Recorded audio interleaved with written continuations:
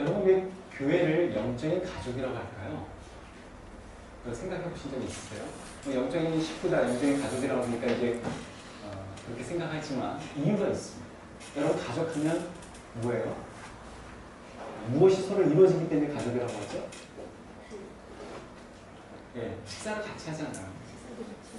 여러분 식구라는 게 뭐예요? 예전에는요, 식구가 어떻게 되세요? 그러면 식구가 이렇게 돼요 라고 얘기를 하잖아요. 먹을 식자, 그 다음에 입구자, 같이 먹는다는 거예요. 근데 여러분 같이 식사하세요? 집에서? 잘 못하실 거예요. 저희 집만 하더라도 예단하고 아내하고 저하고 셋이서 일주일에 2번 이상을 같이 하면 많이 하는 거죠. 좀 충격을 받으셨습니다. 그러니까 그래도 확실하게 같이 하는 때가 있어요. 주일날. 주일날 위치는 다르지만 같이 하죠. 여러분 어떠세요? 우리는 고정적으로 하잖아요. 일주일에 한 번씩. 이혼하고 오나 눈이 오나 비가 오나 우리를 같이 합니다. 그 다음에 가정은 또 뭐 하죠? 돈을 공유하죠. 여러분 돈을 공유하지 않는 가정이 가정인가요? 돈을 공유합니다. 요즘에 좀 다르죠. 내 것이 당신 것이고 당신 것이 내 것이라는 시대는 사라졌고 내 것은 내 것이고 당신 것은 내 것이라는 시대가 있는 것이죠. 따로따로 이번에 장관 후보자로 물망에 오른 분이 남편과 아내가 이제 따로 쓴다는 거잖아요. 이제 그러면서 이제 오해가 불거지는 부분도 있죠. 요즘 젊은 세대는 아예 자기 통장, 상대방의 통장, 그리고 얼만큼 돈을 이렇게 내는 거. 비난하거나 비판하는 게 아니라 이게 문화가 이렇게 바뀌어지는 것이죠. 근데 여러분 가족은 그게 아니잖아요. 내게 얼마 쓰여지는지도 모르고 상대방이 또 얼만큼 들어왔는지도 모를 정도로 같이 엉키는 거잖아요. 여러분 해외 가면요 문을 렌트를 합니다. 쉐어를 해요. 그러면 이제 유틸리티라고 공동으로 쓰는 것들을 같이 나눕니다. 정확해요. 그것 때문에 두 사람 간에 긴장이 오갔기도 내가 $5를 더 지불했다. 그것은 룸메이트라고 하지 혹은 쉐어하는 사람이라고 해서 가족이라고 얘기하지 않죠. 오늘날의 가족은 좀 흔들리고 있다 할 수 있습니다. 또한 가족을 얘기할 때는요 헌신하는 게 빠지면 안 되겠죠. 헌신, 희생 같은 거, 사랑, 존중. 근데 교회는 왜 영적인 가족이라고 하죠? 예, 존중이 있습니다. 헌신이 있죠. 그래서 우리는 영적인 가족이라고 합니다. 하나님께서는 예수 그리스도를 이 땅에 보내신 이후부터 하나님의 큰 그림이 있어요. 인간은 약하고 인간은 또 악하기 때문에 하나님께서 원하시는 가정을 꾸려나가기가 어려운 거예요. 정도의 차이가 있을 따름이지 취약하기 마련입니다. 여러분 완벽한 가정인 것처럼 보이시죠? 거기에 신앙이 중심을 잡지 않으면요, 하나님 중심을 잡지 않으면요, 미선적인 가정들 많습니다. 제가 예전에 이제 교회에서 가정사역을 하면서 그런 전문가들의 얘기도 들어보고 또 그런 실제적인 고백들도 들어보면요, 너무 놀랍습니다. 사람들 다 초대해요. 사회 지위가 있는 가정입니다. 그래가지고 너무 얼굴에 만연한 기쁨을 가지고 탁 한 다음에 집에 딱 들어갔을 때 남자 방 이쪽으로 들어가고 여자가 이쪽으로 싹 들어가고. 아니 그게 사실이에요. 그럴 수 있냐고요? 그럴 수 있는 게 인간이죠. 가정이라고 얘기할 수 있을까요? 그건 어렵겠죠. 그래서 하나님께서는요 준비된 가정, 즉 영적인 가정을 만들어주시고 그게 바로 하나님의 대안의 사회인 교회인 것이에요. 교회를 통해서 다시 회복시키기를 원하시는 거예요. 그래서 가정을 교회처럼, 교회를 가정처럼 하는 이유가 바로 이제 거기에 있겠죠.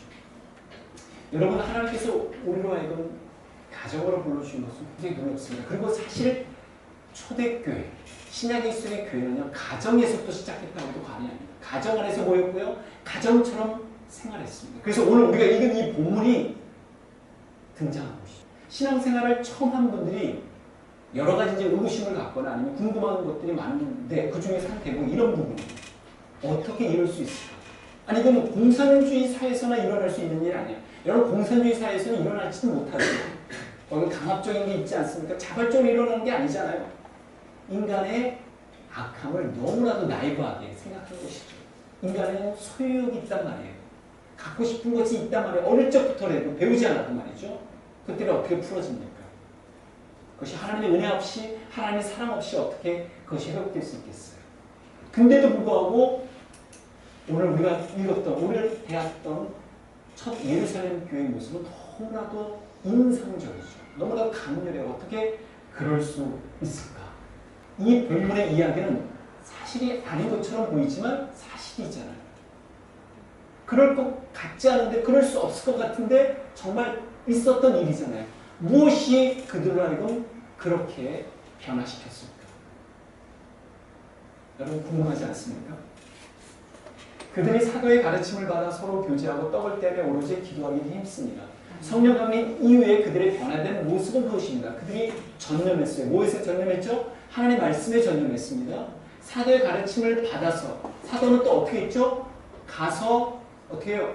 모든 족속으로 제자를 삼아 아버지께서 가르쳐주는 바대로 가르친 거죠. 사도들은 그냥 자기 얘기를 할 수 없었어요. 예수님이 가르쳐주신 그대로의 얘기를 전했을 따름입니다. 그리고 그 전했던 것들이 힘을 발휘했던 것이죠. 그래서 그 가르침을 받아서 그거에 전념했어요. 그래서 교제했습니다. 떡을 뗐습니다. 떡을 떼는 것도 주님의 요청 아닙니까? 이것을 기념하여 지키라. 그래서 정말 지켰어요. 그리고 기도하기를 몰두했습니다. 왜냐하면 성령 강림의 사건에 이런 부분이 등장하니까.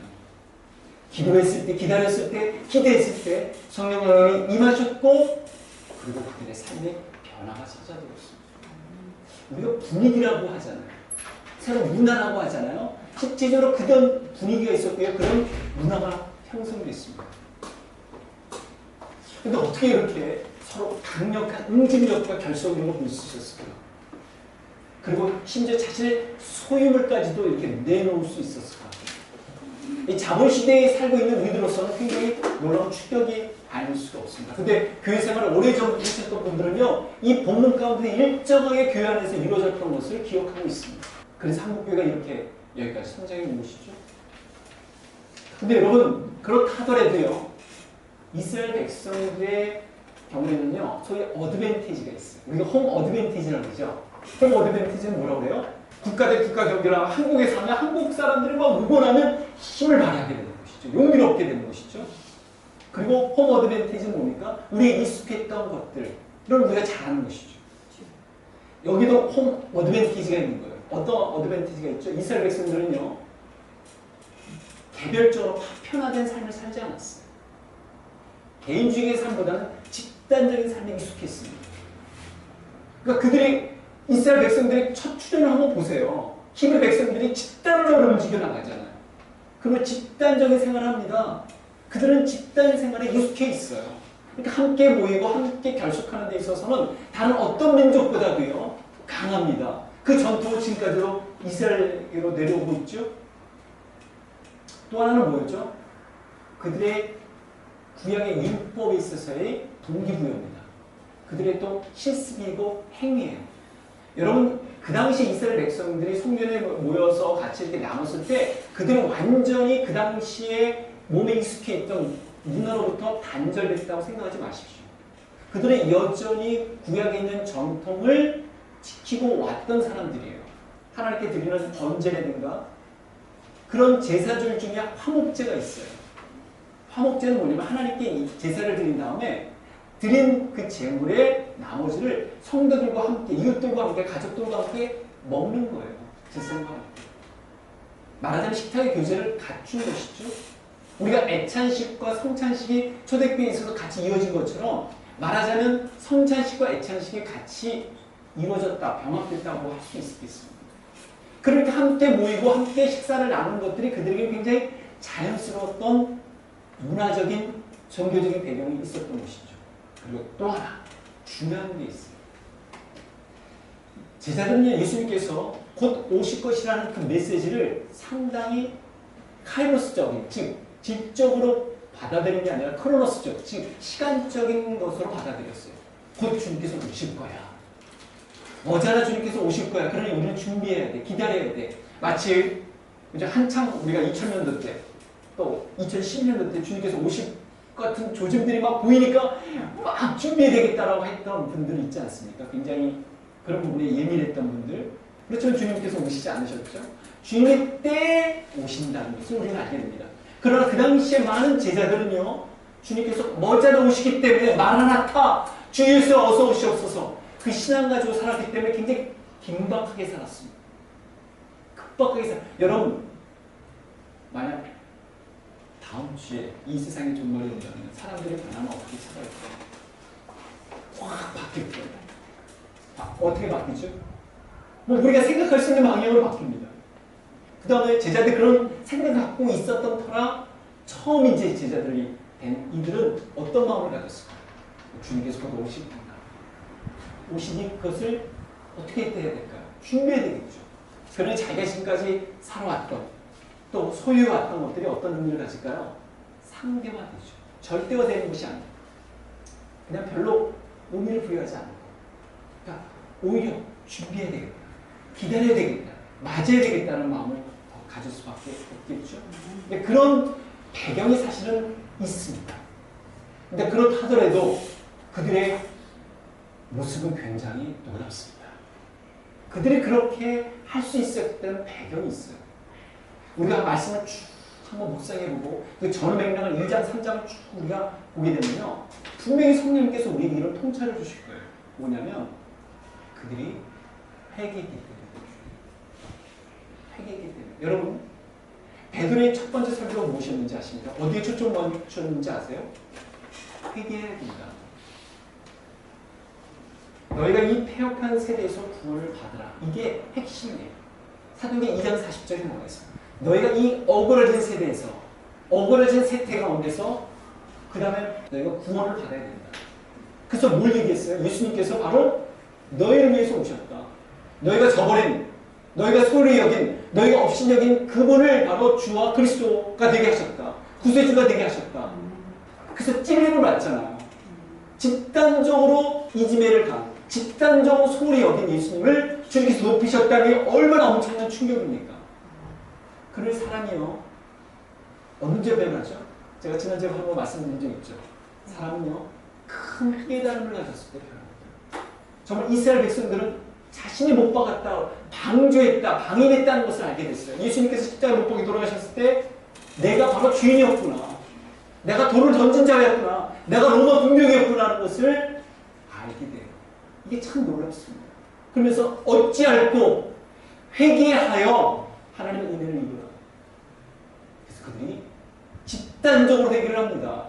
회개를 하더라도 참 놀랐습니다. 이스라엘 백성들. 그래서 수천 명의 사람들이 회개를 합니다. 그런데 오순절 때는 이스라엘 백성들이 디아스포라 유대인들이 쫙 절기를 지키고 오잖아요. 몇 명을 오는지 아십니까? 20만 명, 30만 명, 많게는 100만 명까지 와요. 그들이 찾아올 때는 여러분 요즘에 그 무슬림들이 메카를 향해서 막 그렇게 라마단 지키면서 갈 때는 엄청난 몇백만 명이 모이잖아요. 그 힘이 있어요. 유대인들도요, 그 힘이 있어서 쫙 모입니다. 근데 그 중에서 베드로의 메시지를 들었던 사람들은 참 행운하는 거예요. 행운인들이죠. 우리가 3,000명 회개했다. 여러분 그 수십만 명 가운데서 들었던 사람들한테 소수이지만 그들이 변하게 되시죠. 그리고 나서 바로 어디로 향합니까? 그 이미 공동체를 이뤘던 첫째를 중심으로 이뤘던 공동체로 싹 편입이 돼요. 근데 편입되기 전에 무엇이 필요했죠? 절차가 세례가 세례를 그래서 베푼 것입니다. 여러분 세례는요 이방인들이 유대인이 될 때 거치는 절차예요. 그게 바로 세례입니다. 근데 새로운 세례를 베푼 거예요. 그래서 바로 이제 유대인이지만 하나님 앞에서는 그 유대인이 어떻게 하나님의 자녀가 될 수 있는 권한이 있나요? 근거가 됐나요? 그렇지 않잖아요. 그래서 다시금 새로운 세례를 받게 됩니다. 그리고 그 세례는 바로 하나님의 가족으로 입적되는 것입니다. 새롭게 입양되는 것이죠. 그리고 하나님의 백성이 되고자 하는 새로운 문화 속에 내가 이제는 들어가는 것입니다. 가봤더니 제자들이 서로 이미 나누고 있잖아요. 이미 전념하여 기도하고 있잖아요. 떡을 떼고 있지 않습니까? 말씀 훈련하고 있지 않습니까? 그러니까 자연 속에 동화되는 것이에요. 여러분 이 힘이 있어요. 누가 먼저 하고 있으면 와서 교회는 주일 성수를 해야 되는 거고요. 그럼 주일 성수를 하는 것이죠. 교회는 와서 같이 식사를 나눠야 되는 것일까? 그러면 끝나고 나서 바로 가지 않고 바로 식사를 하는 거죠. 교회는 서로 사람을 섬겨야 되는 것보다 그 사람을 섬기는 것이죠. 첫 제자들의 모임이 회개였습니다. 근데 동기는요, 회개였습니다. 돌이키는 거였어요. 여러분 회개의 힘이 그렇게 큽니다. 원래 베드로가 겨냥했던 회개는 그것이 아니었어요. 너희의 이 사고, 이 판단을 고쳐야 됩니다. 너희들이 예수님에 대해서. 그러나 이 사고가 바뀌니까 주님과의 관계를 맺으니까 이제는 군주로 황제가 바로 그들이 따라야 될, 그들이 숭상해야 될 주가 아니라 이제 예수님이 주가 되시니까 바뀌는 것입니다. 여러분 참 놀라워요. 인생의 키를 누가 지느냐에 따라서 완전히 바뀌게 되죠. 키를 누가 지느냐에 따라서 내 삶의 여러 부분이 바뀌게 돼요. 회사를 가든지 아니면 군대를 가든지 어떤 걸 되면 그 역할에 따라 내 삶이 쫙 바뀌어지듯이 주님의 나의 주가 되시는 내 삶이 바뀌는 것이죠. 제자들이 그것을 경험했던 것이죠. 그러니까 자연스럽게 모여서 기도하고 자연스럽게 모여서 말씀 나누고 자연스럽게 모여서 어떻게 떡을 떼고 자연스럽게 모여서 같이 식사를 하고 자연스럽게 모여서 물품을 나누기 시작합니다. 이게 참 놀라운 일이죠. 믿는 우리가 한 마음으로 한 뜻이 돼요. 믿는 사람들이 하나로 한 마음 한 뜻으로 연합했다. 제가 메시지로 된 부분입니다. 그들은 자기 재산에 대한 소유권을 주장하지 않았다. 이건 내 것이니 당신이 가질 수 없어 라고 말하는 사람은 아무도 없었다. 그들은 모든 것을 공유했다. 그래서 개혁개정판에 모든 물건을 서로 통용하고 자기 재물을 조금이라도 자기 것이라 하는 이가 하나도 없더라. 그러니까 내 것에 대한 소유권을 다 포기한 것이에요. 여러분 그렇지 않습니까? 이제 우리의 몸은요, 우리 것이 아니잖아요. 그렇다면 우리가 소유한 것도 우리 것이 아닌 게 당연하지 않습니까? 그것이요. 그래서 여러분 회개는요, 신자를요, 근본적으로 변화시켜줘요. 회개는요, 교회를 근본적으로 변화시켜준다. 그래서 마틴 루터가 개혁교회의 횃불을 든, 그렇죠, 파운더인 마틴 루터가 뭘 얘기했냐면, 그래서 신자들에게 세 가지 회개가 뒤따를 수밖에 없다. 머리 회개, 가슴 회개, 그리고 지갑 회개가 뒤따를 수밖에 없다고 얘기하는 것이고요. 감리교의 창시자인 존 웨슬리도 지갑 회개가 있지 않는 그리스도인을 진정한 그리스도인이라고 말할 수 있는지에 대해서 그가 회의를 가졌다는 이유가 거기 있습니다. 우리 삶 전체 모든 부분에서의 회개가 바로 진정한 회개인 것이죠. 근데 그 회개는 바로 그죠, 말씀과 성령의 능력으로 이미 이루어졌을 때 뒤따를 수밖에 없어요. 그리고 그런 바로 회개에 위해서 아름다운 토양이 이루어진 것이죠. 그래서 그들이 사도의 가르침을 받아 서로 교제하고 떡을 떼며 오로지 기도하기를 힘썼다. 그래서 그 본문에 이런 표현이 되어 있다는 것을 여러분 주목해 주시기 바랍니다. 다 함께 있어. 모든 물건을 서로 통용하고 각 사람의 필요를 따라 나눠주며 날마다 마음을 같이 성전의 모기를 힘쓰고 기쁨과 쓰러난 마음으로 의식을 먹고 하나님을 찬미하며, 이게 그들이 형성한 새로운 문화의 모습이었어요. 여러분 거기 어때? 새로 들어간 회사 어때? 또 거기 어떤 모임하는 거 어때? 라고 했을 때 여러분이 특징적으로 묘사하는 부분이 있죠. 바로 특징적으로 묘사된 내용을 하는 것입니다. 그리고 나서 베드로는요, 이 장에서 놀라운 인상적인 설교를 하고 다시금 또 설교를 하게 됩니다. 처음에는 성전에서 했지만 이번에는 마을 어귀, 길거리에서 합니다. 만난 사람들, 모인 사람들한테 쫙 설교를 하죠. 그리고 나서 예수님을 소개하죠. 예수님을 증거합니다. 또 모이게 돼요. 그 사람들. 그래서 결국 5,000명이나 되는 사람들이 모여서 어떻게 새로운 공동체를 형성하게 돼요. 그게 사도행전 4장에 나오는 내용입니다. 사도행전 2장보다 4장의 내용, 나온 내용도 마찬가지죠. 서로 자기 것을 나누고, 그리고 통용합니다. 그리고 섬기죠. 근데요, 여기에 굉장히 중요한 부분이 있어요. 근데 그렇게 된 전후에 앞서의 것은 회개가 큰 힘을 발휘했는데, 두 번째, 사도행전 4장에 나왔던 그 제자들의 모습에는 무엇이 촉진제가 되었냐면요, 은혜가 촉진되고 있습니다. 33절 말씀 보시기 바랍니다. 우리가 큰 은혜를 우리가 큰 은혜를 받아 그 중에 가난한 사람이 없으니 이는 밭과 집 있는 자는 팔아 그 판 것의 값을 가져다가 사도들의 발 앞에 두매 그들이 각 사람의 필요를 따라 나누어 주니라. 메시지는 이렇게 돼 있어요. 그들 모두에게 은혜가 머물렀다.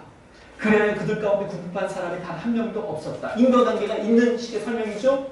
밭이나 집 있는 사람들은 그것을 팔아서 그 판 돈을 사도들에게 가져와 헌금했다. 사도는 각 사람의 필요에 따라 그 돈을 나누어 주었다. 근데 여러분 보세요. 왜 결핍이 없었을까요? 이 당시에. 여러분 그 당시 문화가 어떤 문화인지 아십니까? 기근이 있었어요. 경제적 불황이 닥쳤던 시대였어요. 이게 참 역설입니다. 우리가 그 문화 배경을 알면, 그 사회적 경제적 조건을 알면 불황이었어요. 지금 우리가 불황이라고 하지 않습니까? 예전에 우리가 1997년도, 8년도 IMF 때 그 상황, 그 이상이었어요. 여러분 기근이에요, 기근. 근데 성도들이 가져온 게 얼마나 변변치 않겠습니까? 근데 결핍함이 없대요. 여러분 경제적 지표와 경제적 상황으로는요 해결될 수 없어요. 근데 여러분 하나님은 전능하신 하나님을 여러분 믿으십니까? 네. 여기 설명되어 있지 않는 부분을 제가 소개해드릴게요. 여러분 신명기 11장 4절부터 5절에 이런 말씀이 있습니다. 잘 들으세요.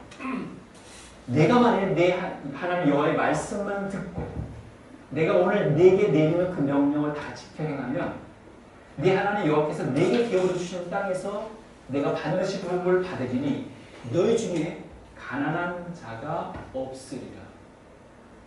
너희 중에 가난한 자가 없으리라. 그 명령을 다 지켜 행하면, 근데 신명기 15장 4절부터 5절 말씀 그 전에 어떤 메시지가 주어지는지 아십니까? 그 이웃에게 꾸어줄 모든 체주는 그것을 면제하고 그 이웃에게나 그 형제에게 독촉하지 말지니 이는 여호와를 위하여 면제를 선포하였습니다. 신명기 15장 2절의 말씀이에요. 즉 여러분 신년이라는 거 아시죠?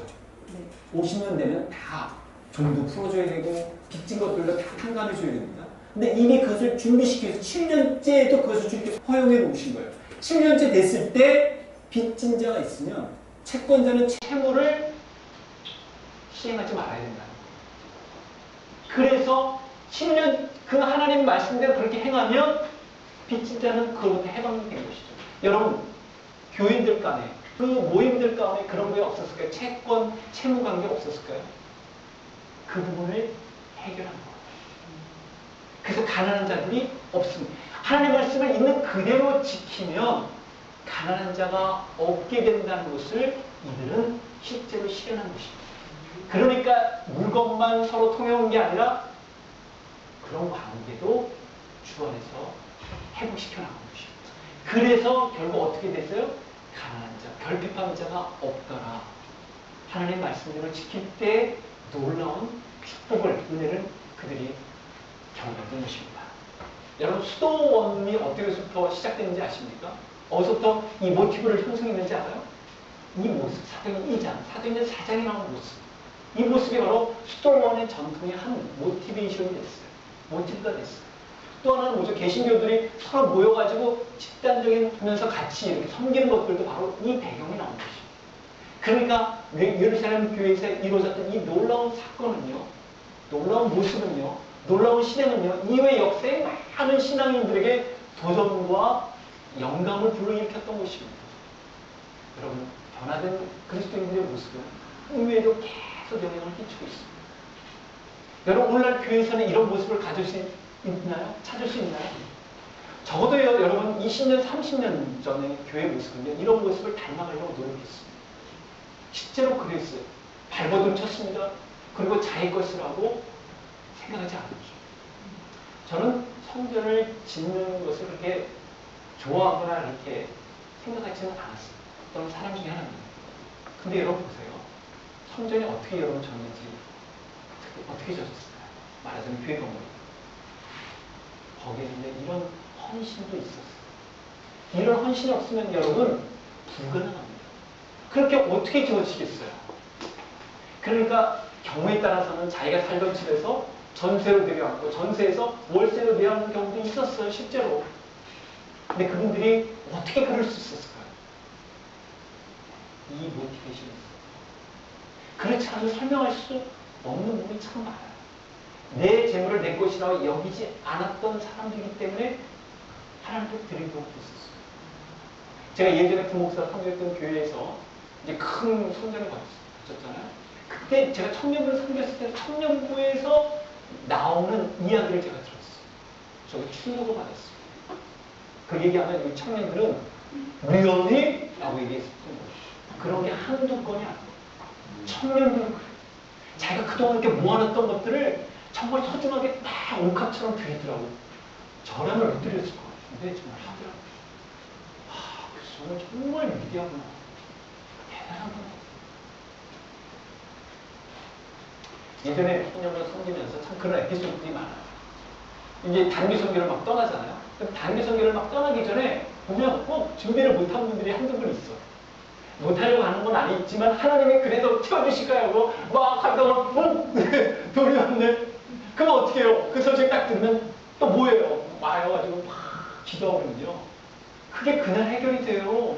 여러분 청년들이 무슨 돈이 있어요? 여러분들도 그렇잖아요. 지갑이 얇잖아요. 예전에 청년들 보면 제가 보니까 한 달에 가장 원했던 게 뭔지 알아요? 외식이에요, 외식. 월급 받으면 일주일에 한 번, 한 달에 한 번 그 외식 하는 걸 그렇게 좋아하는 거예요. 그게 낙이에요, 낙. 그 청년들이 지갑에서 나오는 거예요. 요즘 청년들은 좀 다르죠. 여러분, 낙이 한 달에 한 번씩 외식하는 게 아닐걸요? 네. 그죠? 왜냐면 에스프레소, 아메리카노 해도 7,000원. 그 당시에 청년들은요, 한 번 그 외식, 오므라이스 먹는 거, 된장찌개 먹는 게 그게 낙이었다니까요. 근데 제가 참 못할 짓 했어요. 토예배 때도 우리가 헌금 시간이 있었다니까요. 토요일날 헌금하죠. 주일날 또 헌금하죠. 자기 부서에서 또 헌금하죠. 청년들이 웬만하면 다 2번, 3번 다 했어요. 자, 그런데도 기쁘게 살아가죠. 무엇이 그들로 하여금 그럴 수 있게 만들었어요. 자기 것이 아니라는 것은 받아들이는 것입니다. 그러니까 자기에게는 인색해요. 정말 인색합니다. 벌벌 떨어요. 그때 베풀 때는요, 하나님께 바칠 때는요, 그리고 어려운 이웃에게 목적 헌금할 때는요, 제가 그 목적 헌금이 들어온다니까요, 누구에게 해주세요. 그러면 저와 그 회장단 중에서 회계만 딱 알고서 그걸 다 전해주는 거예요. 그럼 그 사람에게는 감동이죠. 그래서 공동체가 이루어지는 거예요. 우리 교회도 이루어지는 건 아닙니까? 예루살렘 교회는 그것을 시행했습니다. 크든 작든 간에 교회는 그것을 이룰 때 힘이 바르게 됩니다. 그리고 교회에서만 국한되는 게 아니라 어떻게 하죠? 아울리치 하죠. 밖으로 향합니다. 그리고 나가서 그 힘을 또 밖으로 쏟아부는 것이죠. 다시금 기억해 주시기 바랍니다. 우리가 큰 은혜를 받아. 은혜를 받으면요. 형한편의 은혜를 받으면요. 놀랍게 모든 부분에서 놀라워집니다. 여러분 바베테 만찬 여러분 기억하시잖아요. 바베테 만찬은 다른 것으로 설명할 수 없어요. 어떻게 보면 은혜로밖에 설명될 수 없는 거예요. 거저 받았으니 거저 줄 수밖에 없는 거예요. 하나님의 무한한 은혜 가운데서 우리는 나누는 것입니다. 그래서 여러분 제자들 화끈한 넉넉한 교제 비결은요. 진심으로 회개하는 이들 그리고 은혜를 누린 이들로부터 시작된 것입니다. 날마다 마음을 같이하여 성전의 무기를 힘쓰고 집에서 떡을 떼며 기쁨과 순전한 마음으로 음식을 먹고 하나님을 찬미하며 온 백성의 칭송을 받으니 우리가 큰 은혜를 받아 그 중에 가난한 사람이 없습니다. 저는 이 본문을 묵상하면서 우리도 한번 이 말씀대로 한번 해보고 싶다.